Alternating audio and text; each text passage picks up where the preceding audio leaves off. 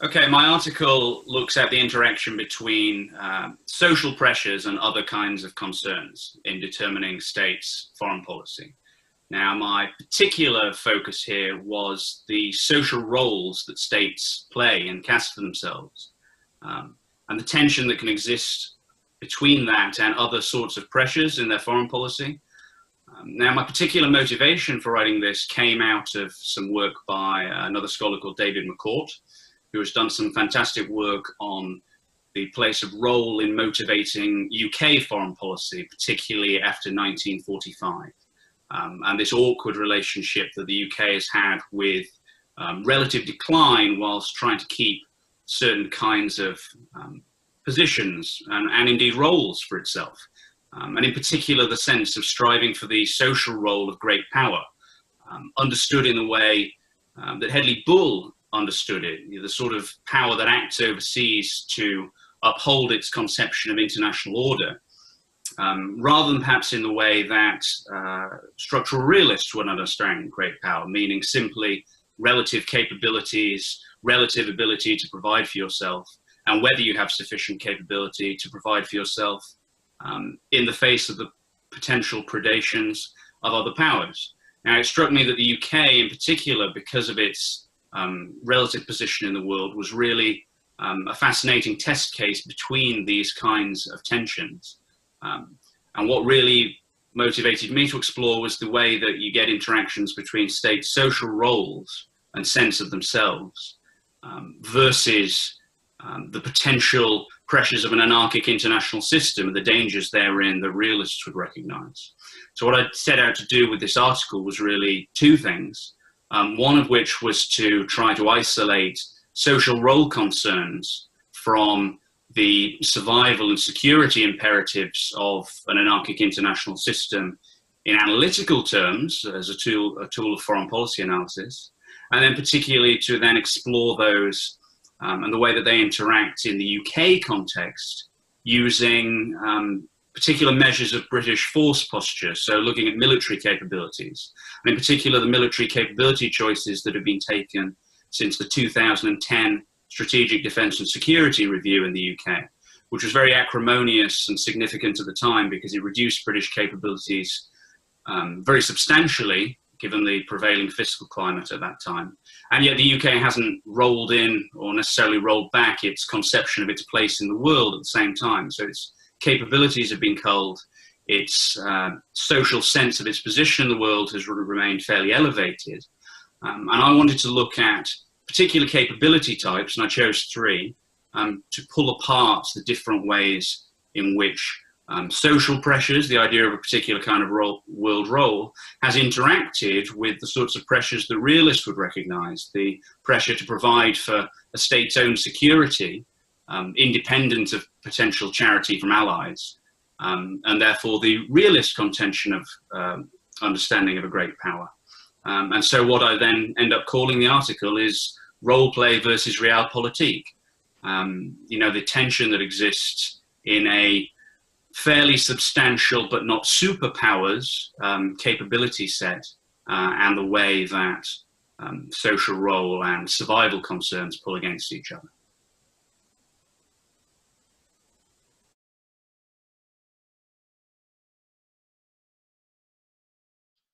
So Brexit is a fantastic case study for exploring the interaction between social roles, states' sense of their place in the world, and other material sorts of concerns that states have, like wealth and security. And indeed, for my sort of analysis, for anyone who looks at the way that roles and other concerns pull against each other to produce eventual foreign policy outcomes, Brexit, despite its very substantial policy consequences at the moment, is going to be a case study that's very rich for scholars in the future. The particular implications of Brexit for my analysis, it certainly ties into the sense what David McCourt in his scholarship that I mentioned calls a residual great power. So in particular, scholars of roles have looked at the way that states conceive of their place in the world, and how particularly for a country like Britain, given its history, the idea of simply being a loyal component of a supranational club, has sat very uncomfortably with, Britain's conception of itself, particularly being the principal European country that wasn't conquered or defeated in 1945. The sense that the European project ever since then has seemed to come with perhaps some of the connotations of European continental hegemony and not wanting to be subordinated to that, which obviously was something that Britain had exhausted a great deal of blood and treasure trying to resist in the past. So what we have in Brexit perhaps is a couple of different roles pulling against each other. So the UK is very much an upholder of international order, also a sense of Britain as what you might call an active independent, a major power that has a sense of its particular place in the world, which isn't really congruent with simply being one component of an organization like the EU, particularly when that organization has federalizing connotations. So of course, you don't want to descend into monocausality with something like Brexit, immigration concerns, wages, sense of cultural change. All of these things are tremendously important. But I think, in terms of role analysis, you are seeing some quite powerful self-conceptions pulling against each other. And of course, those feed through into things like concerns about immigration, concerns about cultural change, concerns about a particular place in the world. And then in terms of another dimension, of course, is that my analysis is grounded on force posture analysis, military capabilities, and the sorts of capabilities that Britain has tried to keep for itself.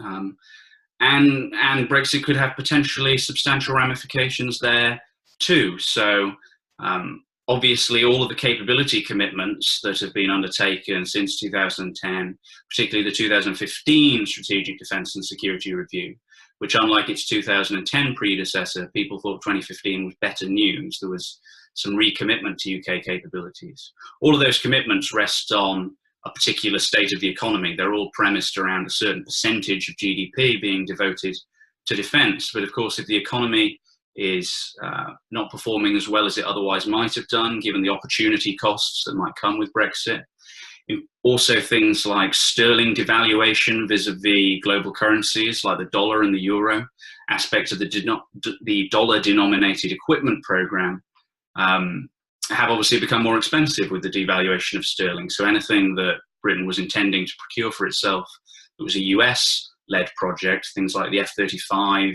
jet, things like the P-8 maritime patrol aircraft, all of those have become more expensive.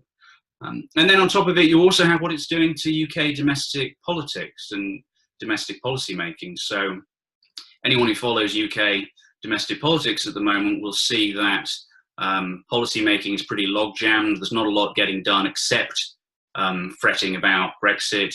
If Brexit were to be the thing that gives rise to something like a Jeremy Corbyn-led Labour government, then that could have huge implications for the sorts of force commitments that I've been talking about. And most of all, in particular, the nuclear arsenal, which I hold up as a real exemplar of Britain striving to retain what you might call independent major power capabilities. Given Jeremy Corbyn's long-standing opposition to nuclear weapons and long-standing nuclear unilateral disarmament advocacy, that could have big implications as well. So Brexit has really, both on the fiscal side, the political stability side, and indeed what it says about the nation's sense of itself, Brexit has really pulled this whole box about how states place their social positions and how states put their material concerns like security and prosperity and how those all interact. So it really is flagging that up. On the US side, if we look at the relationship with Donald Trump, I mean, obviously the US is having a tortured role debate of its own. The United States isn't in danger of not being a great power anytime soon. But certainly if you look at some of the domestic debate between advocates of retrenchment, a more restrained United States, some accommodation of, say, China and Russia with a recognition of multipolarity and the idea of a great power concert, versus people who advocate really doubling down on primacy and liberal hegemony. In some ways, some of these tensions might emerge in a much more grand context there too. These tensions between trying to preserve your core security interests versus trying to manifest your social sense of itself. Even when manifesting your social sense of itself can get you into other kinds of security confrontations. Now that then knocks on to the British context that I've been writing about. And one of the particular things I identify is the weird relationship that the UK has with its US superpower ally. And one of the real things there being that on the one hand, the UK has striven for independent capabilities that it can use to provide for its security interests, independent of allies' charity, and its most significant military allies being the United States and France, which is in a similar kind of position to the UK.